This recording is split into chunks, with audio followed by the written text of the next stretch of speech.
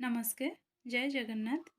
आज रेसिपी हूँ शिंब आलूर रेसिपी। जदि आप घरे बड़ मैंने हो कि पिला माने हो शिंब तरकारी ना शुणिकी जदि नाक टेकुचंदी ताहले ये रेसिपी फास्ट टू लास्ट देखंतु। नाक टेकिबा छाड़िकी मागी मागी केतेबेले कड़े खाली करदेवे आपन जानि भी पारिबेनी।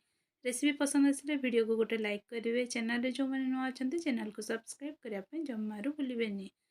देखो ये मुझे गोटे कड़े गरम करनी बर्तमान 2 ରୁ 3 चामच आम रिफाइन तेल देवा। आप चाहिए सोरिष तेल भी ऐड करेंगे। तेल गरम हो गला ये सोरिष और जीरार फुटण देती 4टी कंचा लंका को दे ये 2टी मीडियम साइज पियाज को एमती पतला पतला स्लाइस करके ऐड करके आम हल्का लाल हवा पर्यंत भाजी नवा।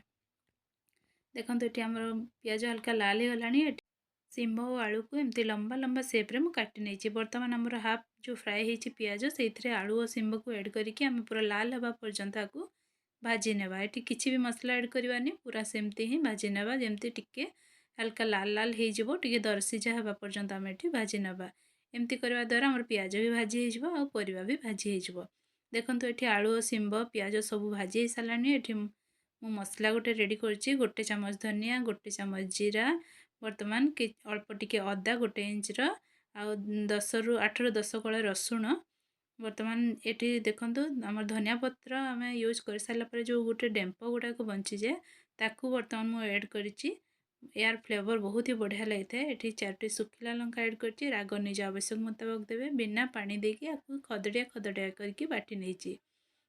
बर्तमान देखो आम शिंब आलू भाजी सारी। बर्तमान बाटी रखि मसला को ऐड करदे ताकू ऐड करके आम पूरा लो टू मीडियम फ्लेम रे आम आपको हल्का पूरा गोल्डन ब्राउन हवा पर्यंत भाजी नवा। जमती आम मसला पूरा कषि हो।